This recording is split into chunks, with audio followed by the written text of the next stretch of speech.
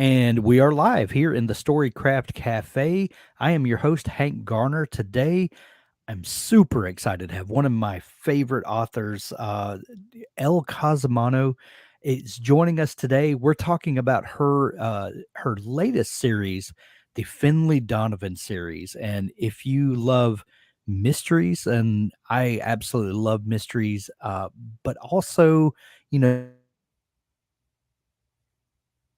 with a touch of humor, a little this great ball of just wondrous reading. You're going to love the Finlay Donovan series. And one of my favorite things about the Finlay Donovan series is um, Finlay is a writer, and there's something really fun when we get a little inside baseball. Books about writers are one of my absolute favorite things in the world. And I think that's how I discovered this series. Actually in the beginning, but we're going to get into all of it. Welcome to the show, Elle. Thank you, Hank. It's so great to be here. It's so great to have you. I always like to start our conversations with a fun question to get things rolling. And one question I love to ask people is, what is your first memory of wanting to be a writer or storyteller? Oh, wow. I mean, that was way, way back in elementary school. I think I'd have to say I used to, I'm dating myself here, but it was long before the days of computers, and we entertained ourselves in, other ways. And I remember stapling paper, together to make little books and breaking out the colored pencils and drawing illustrations and making up stories and burning through just oodles and oodles of my parents' printer paper that they were supposed to be using for work. And so I would have to say that was probably, maybe first, second grade. And it was something I enjoyed doing just for fun. And I think I sort of lost my way after elementary school and certainly after high school. And it was many, many years before I would realize that that was something I wanted to do again. That is so interesting that you say it like that because we've done 1,500 author interviews over the last decade or so, and the vast majority of people, had this early desire, and then the path to becoming an author is sort of a circuitous one. That you go through life and you pick up this experience and that experience and you meet all of these people, and in my mind that something happens in your brain along the way, and with all these experiences that you collect, and one day you take all of them and stories start coming out. What was your path back to realizing that you could be an author? What brought you back around? Honestly, I would have to say it was my mother. I think moms have this wild sort of infinite, awesome mom wisdom.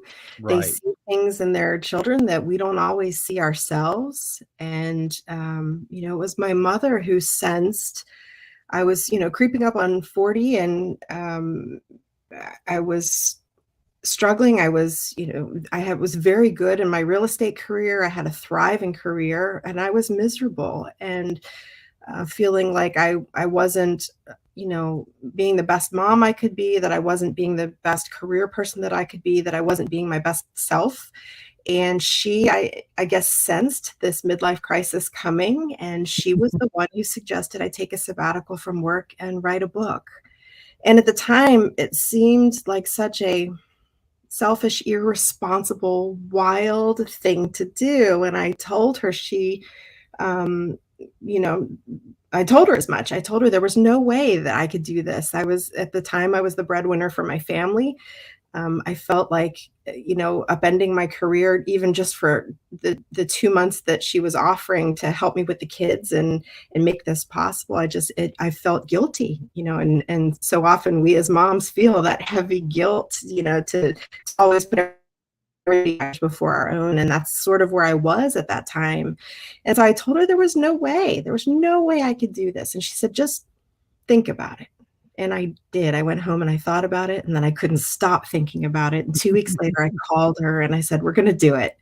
So, that was back in 2010, and I never looked Wow. back. So I have to ask you, when your mom made that offer, did you have a story idea in mind, or was it just a complete blank slate? Like, did you then start brainstorming, or was there a lingering idea that had been back there that you were just, maybe unwittingly, but waiting for an opportunity?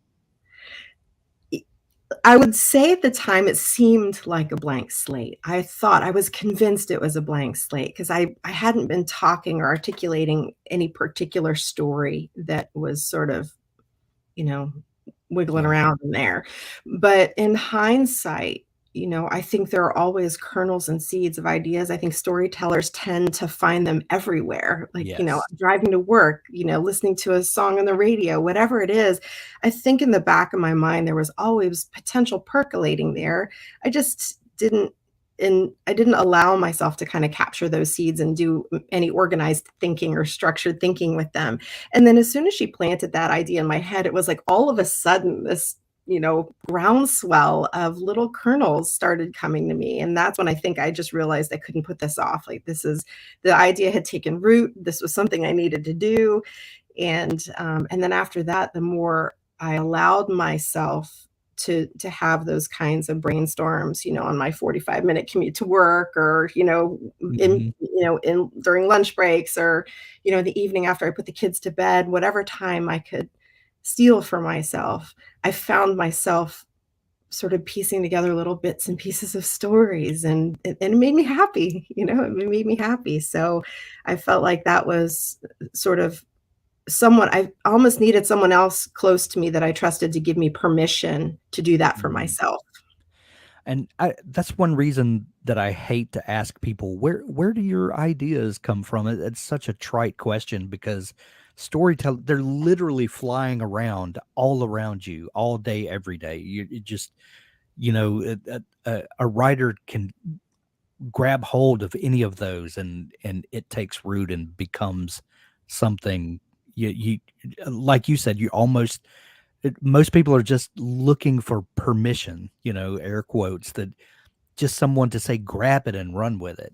That's I love that story.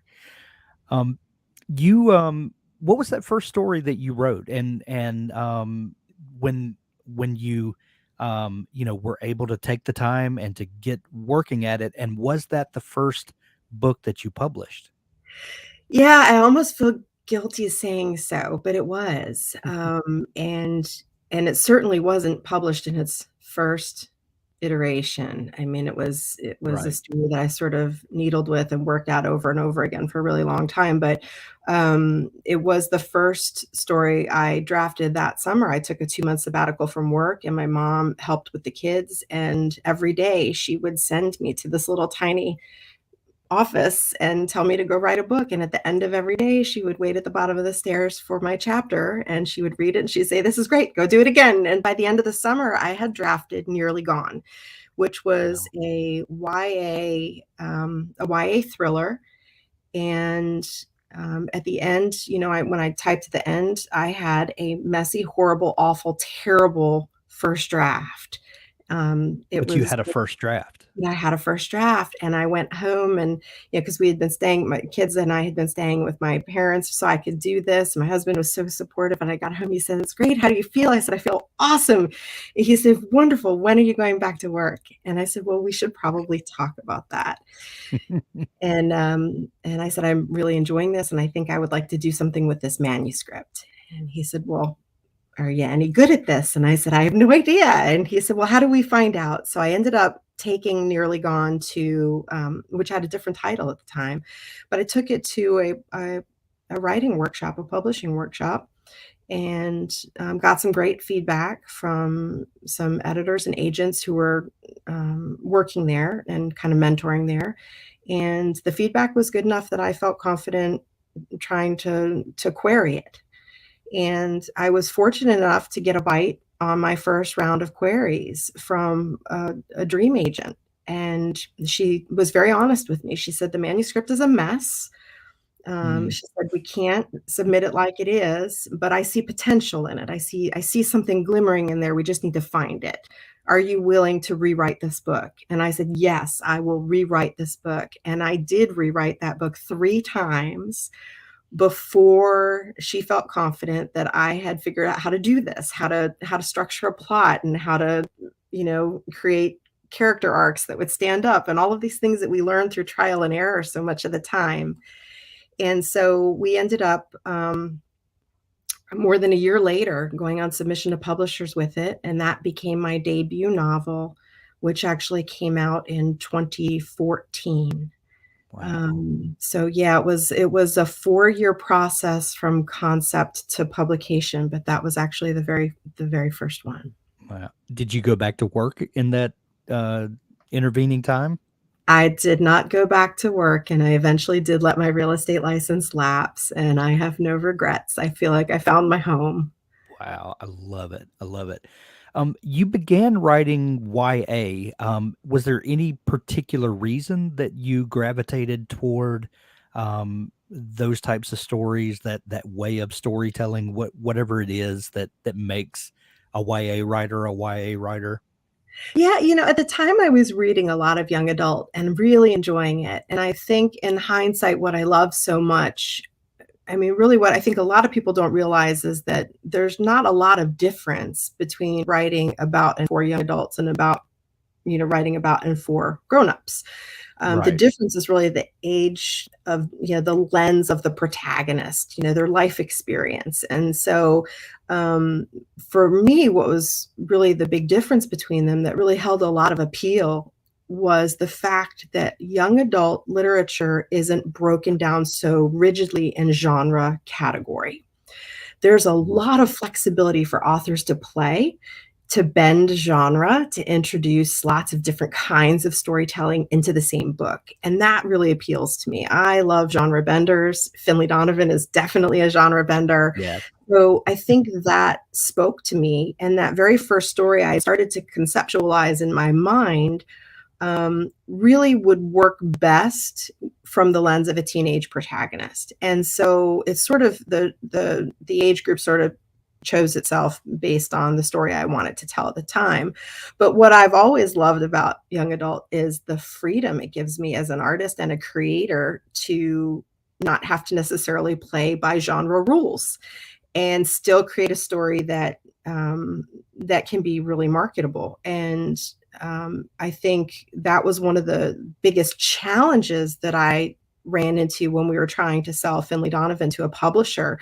We got a lot of rejections for that book, many, many Really? more than I think a lot of people believe when I tell them. We were a little worried there that it was never going to come to be. And the biggest feedback we got is we love the story, we love the voice, we love the premise, but we don't know how to position this in the market. What is it? Is it a comedy? Is it a mystery? Is it a thriller? Is it a romance? It's like all, and I say it's all of these things. Why does it have to be one thing? Why can't it be all of Right. these wonderful things? But the adult market, historically speaking, has been very highly specialized in category, and it posed some challenges. And I think I, when I started writing those books, I had this love of writing with the freedom of a YA author, and I didn't necessarily stop to think that that could be a challenge in the adult market. So I was very, very grateful that we were able to get it off the ground. But to get back to your question, I think that's what I really love about it is the freedom. Y- I've never heard anyone really break it down like that before, but that's one of my biggest frustrations, and I know for a lot of other writers that, finding, excuse me, got a tickle in my throat. The way that the adult market is so segmented, and I understand that in the bookstore you need to know where to send people to find your book. Excuse me, but that's one of the biggest frustrations for writers, figuring out where your story lives. Yeah. And one of the things that I'm sort of loving about where we are in this particular time is I feel like in some way a lot of that sort of firm categorization came from the time when we all found the books that we wanted to read using the Dewey Decimal System or using category shelves. And now I feel like, especially with social media and the way we connect with other readers and through booksellers and with librarians, gives us so much more freedom to Right. recommend and find books in different ways. And I think it maybe breaks down some of that need for those barriers and sort of opens up pathways for, more flexible outreach, like where books are finding their readers in different ways. So, do Right. we really need those hard set categories as much as we did once when, we had to walk into a massive library and know exactly where to go to find a book? Right. Now, online, we can find that book, identify it, we know exactly where we're going. And it doesn't necessarily have to be with that very, very specific tag. Yeah. You went on to write and publish a number of YA books before you got to the Finlay Donovan series.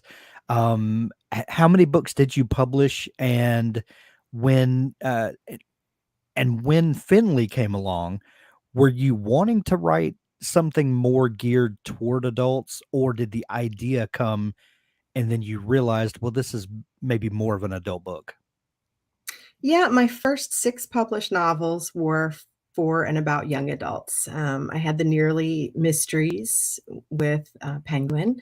I had, Holding Smoke and The Suffering Tree with Disney Hyperion, and most recently, I had the Seasons of the Storm duology with HarperCollins. And, Finlay sort of happened by accident. I did not really have a plan set in place to pursue a career in adult mysteries. I was actually in a very crowded Panera Bread brainstorming plots for, my young adult thrillers with my critique partners, and we happened to be overheard by the woman at the table beside us, who very clearly was concerned, deeply concerned with the amount of blood and gore we were discussing. And at the time, I was trying to figure out who in a manuscript needed to die. And I articulated that out loud in a public space, probably not taking into account how it was framed. And it became clear that she had made some horrible assumptions about the kinds of things we were plotting at the table beside hers. And she got up and left the restaurant. And Oh, later wow. that night, yeah, later that night, my critique partners and I were laughing about it over grown-up beverages. And someone posed the question, wouldn't it have been hilarious if this woman had assumed you were contract killers? And it was like this light bulb went off in my head, and I told my critique partners, I said, "I have this wild idea for a story, and I need one of you 2 to write it because this is so outside my wheelhouse." And so I pitched this idea of a struggling romantic suspense author who gets mistaken for a contract killer and happens to be a mom. And they said, "Oh, no, this we're not writing this book. You're writing this book." And I said, "I can't write this book. I've never written anything like this. This is like, this is very different." And they said, "No, you can and you will." And we got in our pajamas, and there was a lot of bourbon and wine and junk food involved. And we were at our retreat, our annual brainstorming retreat, and we brainstormed Finley's character arc and the rough pitch for the story. And that night, I kind of committed to trying it as a passion project. I didn't expect it to go anywhere. I was fairly convinced that it was going to be, you know, a a great practice run, and that was probably all I'd get out of it because I wasn't convinced I could pull it off. And I got about 30% into the manuscript as I'm working on these other projects I was under contract to write. And on a whim, I sent it to my agent and I said, "I just need to know if we're onto something. It feels like I might be onto something." And, she said, "Oh," she said, "I think we might be onto something. Let's try putting it out there and see what happens." And that was the beginning. And I can't tell if this is art imitating life or life imitating art. I love that. I love those aspects of the series. They're it's fun. When I first started this, I was at a very frustrated point in my publishing career, and it was kind of cathartic. The meta elements in the book felt very cathartic to write. And I poke a lot of fun at publishing. I poke some fun at agenting and publishing and writing and mom life and all of these things. And I think that's one of the things that resonates with so many readers is it's all very ridiculous, but at the heart, there's a lot of real in it. And so I think that's what I keep as my touchstone. I just try to keep coming back to things that are real. Well, it's so meta. And like I said in the beginning, that there's something about writing about writers and writing about the writing and publishing industry that is, it's kind of inside baseball, but I've never met anyone that wasn't interested in it. Even people that are just casual readers, they still, want to kind of look behind the curtain and see what's going on. And it's just one of these things that has obviously resonated very deeply with a lot of people. Um, when you first published the first Finlay book, were you surprised at the reception that it got and how many people? I mean, I know on your social media, there it's taken on a life of its own. Finlay is shows no signs of letting up. Were you surprised that it got the kind of traction that it did? Yes. At the time, like I said, I was sort of at a struggling place. My YA career, I got nominated for a lot of awards and I got a lot of accolades. We just never sold many books, Mm, and so I struggled. And I struggled to maintain a home in young adult publishing with my publishers. And I was fairly convinced that at some point I was going to have to go back and reactivate my real estate license and hang up my hat. And that was crushing for me. And so we got a very, very, I'll be honest, a very modest offer for the first Finlay book. And we had to do a lot of thinking at home about whether or not this was time I could commit, if we could afford as a family right. to do this. And I just felt like I had to give this one last shot. And so I had very tempered expectations about how this book was going to fare. I had sort of set myself up and cushioned my heart, for the possibility that this might not land, that we might put it out there and it might not find its readers, and I did the best I could and it would be okay. And we came out of the gate and it was sort of a quiet release. And so I was it was sort of performing the way sort of in my heart I had expected it to, quietly. And then all of a sudden it started to find some traction. And then social media and Instagram and all of these places and booksellers and libraries and little book clubs. And it sort of was this grassroots word. It was so beautiful. It was this grassroots word of mouth groundswell of love for this character. And then all of a sudden we were getting, it was sort of taking on a life of its own on social media. And then we were getting calls from Hollywood. And then we started selling foreign rights. And then everything just started compounding. And then the sales just started building. And we got this enormous traction as we were sort of rolling toward the second book. We sold the TV option for, a series. And then we ended up selling into 25 translation territories. And it was like, but it didn't happen overnight. It was like this really, really beautiful, slow build of interest as people were sharing their love for this character. And we're still seeing it. It's still growing. It's growing every day. It's growing in ways I had never let myself dream of, or sometimes I still can't believe. And as we're cruising toward book 4 here, book 4 comes out on March 5th. We just contracted for books 5, 6, and 7 too. So So there's no wild. sign of this slowing. So there's no sign of it slowing. It's been really exciting. Well, Finlay to me seems to be the definition of a viral um, word of mouth book, because I remember when I found out about it, a friend of mine said, I just read this book. You have to read it. And she said, uh, it was 3 or 4 sentences, I think. She said, a struggling writer discussing her book with her agent, someone overhears them, thinks she's a contract killer, hires her, everything goes wrong. You've got to read this book. And I was like, sold. Where, and I think I downloaded it on my Kindle that night, and I was laying in bed and I was like, oh my God, this is hilarious. Two, I know these people in this book, and three, it just the story just kept on and kept on, and when I got to the end of it, I was like, I have to read the next one, and I knew that the second book was out, Finlay Knocks 'Em Dead, and I just couldn't get enough. When you were writing the book, did you see the series potential? I know that you've written a couple of other series in your YA writing, but most of them have been duologies, I think. And did you see the long term series potential? Like you just said, you've contracted books 5, 6, and 7 now. Um, what do you think about taking this character and growing her and expanding her world and all of that good stuff?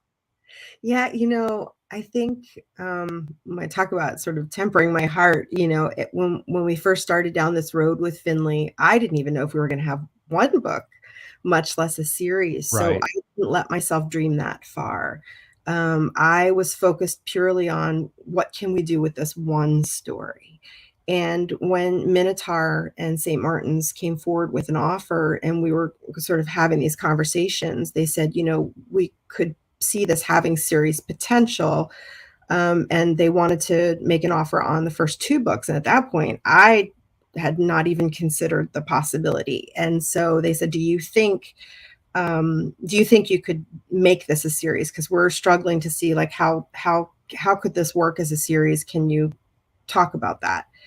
And at the point, I think it just took me so by surprise because I hadn't really let myself dream that big. And so I spent a whole night, stayed up, pulled an all-nighter, a very Finley style all-nighter that night, and sort of reimagined this from the point of view of a series and sort of rewrote the synopsis for the first book to make that work. And, at the time, I like you said, I had duologies before. That wasn't for lack of wanting a series. It was because those Right. first books just didn't sell. That was as far as we could go. And so Mm. I let myself dream through like the first 2 books. I was like, okay, I'm gonna, be enthusiastic enough to believe that we can do this through 2 books. And then, when we started getting all that traction of suddenly like, oh wow, now we really have to think of this in broader strokes. We need to think of this as a bigger story and how can we do that? But there's a very cautious part of me that only allows myself to dream out as far as my contract. Yeah. And because we never know the biggest question I get from readers is how many Finley books are there going to be? And my answer is always, that's up to you. Yeah. It's As up to many the as you will buy. as many as you will buy, and most people don't realize that, but it's really up to the readers. It's Yeah. it's it's up to the market. I would love to write them indefinitely and forever, but it's going to be up to the readers and their commitment, their loyalty to the series, how far we can go. So I try to educate as many readers about that as possible. That most series writers are at the mercy of the market. And so yeah, I dream about a lot of Finley books. I would love to write a lot of Finley books, and for now, I'm just so grateful we get to do the first 7. Let's talk a minute about genres. And we talked a bit about this a few minutes ago, but you said that the thing that you loved about YA was that there are a lot less genre limitations. But a when you start talking adult books, it gets really dicey, with what you're going to call this book. Really, more than what the book is. How are you going to market this book? And of course, you have to market truthfully. So the two need to line up. But you know what I'm saying. Yeah. Um, and as far as content wise, there's really nothing in the Finley books that wouldn't be appropriate for a YA audience, other than the protagonist in the book is an adult, obviously. But where how did you decide what to call this book, because it's a thriller ish. It's a mystery. There is a bit of romance. There is a lot of women's fiction, and just general fiction. It's the life of an American family. There's it has a wide appeal, and it has very narrow specific appeals. How did you start thinking about this, and what was the process to think through how to position this book and how to get the word out about it? Yeah, I think, ask how did I start thinking about this? I think the trick was I didn't. I just started writing, and I wrote the story the way I felt the story needed to be told. And at the end, what I ended up with was this hodgepodge of of all these awesome things that made it so fun for me and so challenging for my agent. And so there wasn't a lot of thinking involved in the early stage, I think, because I was just sort of writing. I was writing this as an experiment. I Yeah. wasn't really thinking in my heart. I really honestly didn't think this was ever going to sell. So I was writing to see if I could do it and to see if I could pull it off. And so I wasn't thinking. And then as we got deeper into the process and we really started to having to think, the decision that I came to is that this is at its heart a mystery, because at my heart, I'm a mystery novelist. That's, if you were to take all my books, the sci-fi and the historical and the contemporary thrillers, they're all, and the horrors, they're all at their heart mysteries. They're all centered Right. around a mystery. And so I really see this as a mystery. But it's also, like you said, it's so many other things. And I think that's one of the things that makes it so special. So when we went to submit it to publishers, we did call it a mystery. But we also were careful to point out that it was a lot of other cool things too. And then we decided that, it was really going to be up to the publisher that bought it to figure out how best to position it. And we were very grateful. I mean, Minotaur, you can't find a better team to find a way to position a mystery than the team at Minotaur and St. Martin's Press. They are fantastic. And they took this book that is so different from anything that they've published before, and they knocked it out of the park. They caught the whimsical, and fun elements with this fun, fantastic packaging and the cover and the title. They've got obviously the mystery market and the thriller market nailed down, and together it's sort of been a really fun experiment. We've just been playing with trying to find it in a home in lots of different ways. But I think I've sort of always pictured this as a mystery with comic and romantic and thrilling elements and women's elements to it. Yeah. But I think the beauty of that is that if you ask anyone, it's something different. It's something Yeah. different to everyone. And I love that you mentioned that it's really appropriate for all ages. I have generations of readers, Yeah. teenagers reading with their moms who are reading with their moms, and they're doing it together, and it's so fun. I have lots of men reading these books, which is fantastic. I think my oldest fan letter came from a 93-year-old man, and my youngest fan letter came from a 13-year-old girl. And that Wow. right there to me The says it all. best. Like it appeals to everyone. And so I think we just trusted that at some point the book would find an audience, and that audience would spread the word. And they did. Yes, yes, they did. When the second book, the follow up to the initial success, um, that book, it's been a while since I read it, so I'm remembering back, but it pretty much picks up right where the first book left off, didn't it? Then it's almost a direct continuation. Every book is a direct continuation. Okay. So I always recommend starting with the first one so that you don't spoil the fun for yourself as you go, because there are obviously going to be spoilers for the earlier. We try not to spoil the mystery per se, the Yeah. whodunit, as much as possible, but there are going to be certain spoilers along the way, because the books do piggyback off of each other.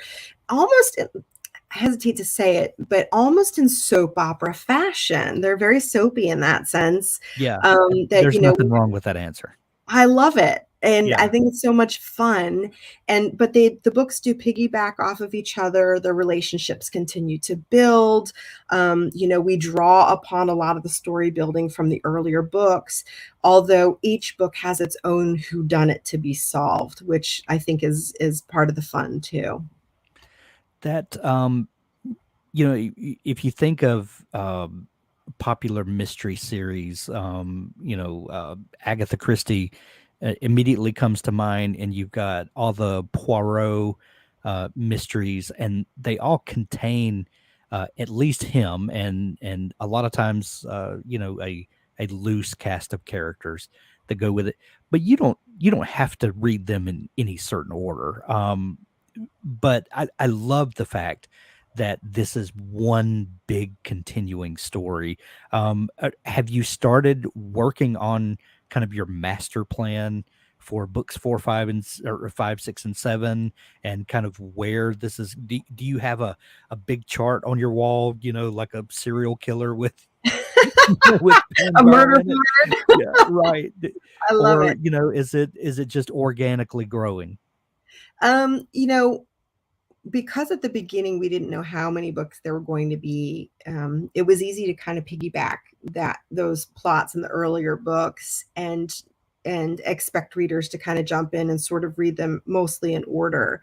Yeah. And what we're realizing now is that as the fandom is growing exponentially and globally in ways that we hadn't really anticipated, we're sort of rethinking a little bit of that and trying to find ways to make it easier as we go through the series for readers to jump in mid-series.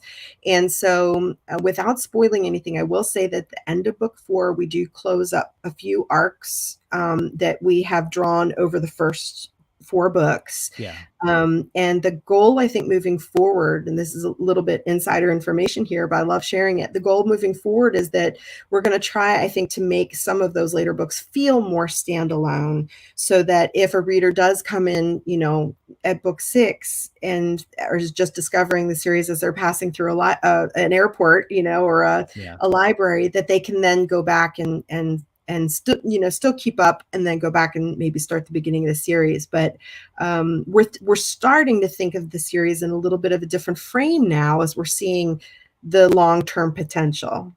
Yeah. Well, I love both of those answers. I love the fact that you could come in and pick up anywhere and enjoy the read.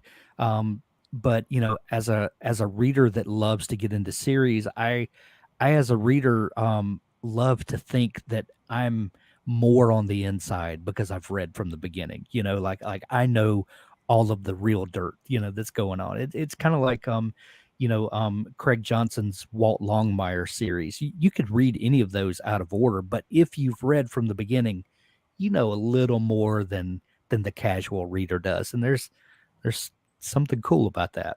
Yeah, I think we've done a really fun job these first few books of sort of really delving into Finley's character and some of the side characters in the story. Her sister and her side, her partner in crime, her sidekick Vero, and her romantic interests, and all of these things. So we've really kind of laid the groundwork for what's to come. And I love that readers who came in at the beginning have that inside feeling, Yeah. moving forward.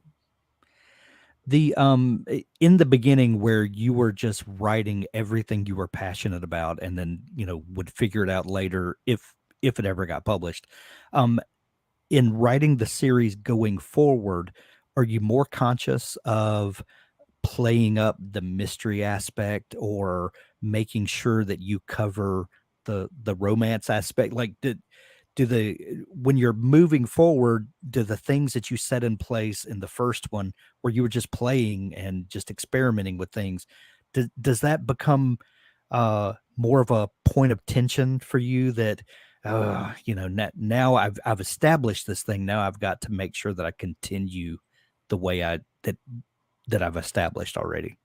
That is such a good question. It's very timely too going into book 4 because the central theme of book 4 is imposter syndrome, where, Mm, that's sort of when you talk about meta, there are stages of writing a series where some of this really reflects what we have going on behind the scenes.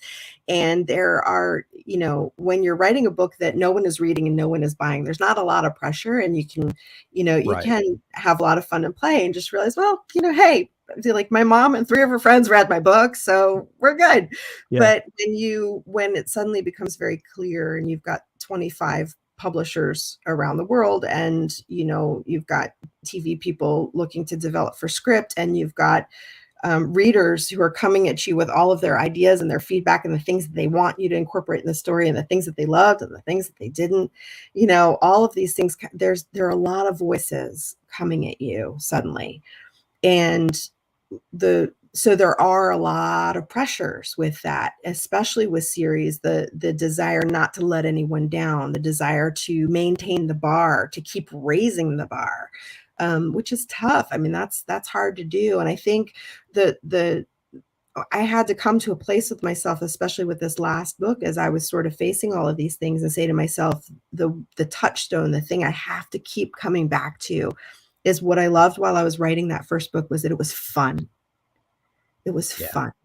And if I'm having fun when I'm writing the books, the readers are going to have fun when they're reading them, regardless of where I take the mystery or the romance or the adventures and the shenanigans and the friendship and all these things. I could take it wherever my heart leads, as long as I'm having fun.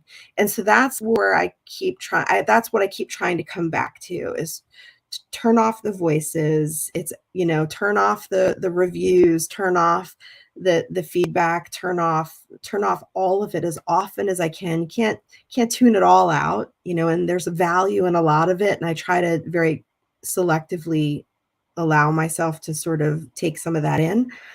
But at the same time, what I'm really trying very hard to remind myself is that Finlay at its heart is about fun. It's about joy.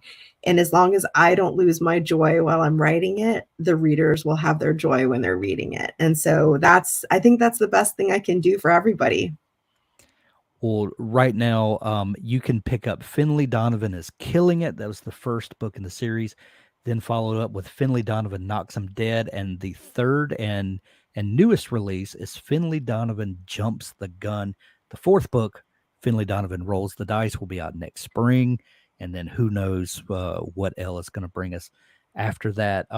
Elle, if people are just discovering you and just getting into this amazing series, where's the best place for them to find you online, follow along, and stay abreast of all upcoming news and all that good stuff? Great question. I have a website, ellecosimano.com. There's a fantastic frequently asked questions page, and we've got oodles of information there. We have book club discussion guides, playlists, recipes. We've got links to where you can buy signed copies of the books. All of that is there. I have a lot of social media pages. I think the most fun is Instagram. If you can find me on Instagram, my handle is Elle Cosimano everywhere. But Instagram, we have a lot of fun with Finlay Donovan on Instagram. We have a massive Finlay fandom there. We recreate covers, we share videos and reels and recipes, and we have a lot of bookish shenanigans there. So I'd say that's a really fun place to start. You can also find me on Facebook under Elle Cosimano. I'm still on Twitter, though not very often, and I've just opened a Threads account, so you can find me now on Threads. I'm sort of finding my way there. But yeah, and pretty much anywhere on social media, you can find both me and Finlay, and stay in touch and reach out. I hear from a lot of readers, and I really enjoy that. There's a contact page on my website. After you've cruised it and answered all of your burning questions, feel free to reach out. Excellent. And we'll link up all that in the show notes of this episode to make it easy for folks to find you, as well as we'll include Amazon links where you can grab the Finlay Donovan books or any of your books, and also visit your local bookstore and support local books. Elle, it's been so much fun chatting. Please come back again, and let's do this again. I would love to. Thank you. It was great seeing everyone.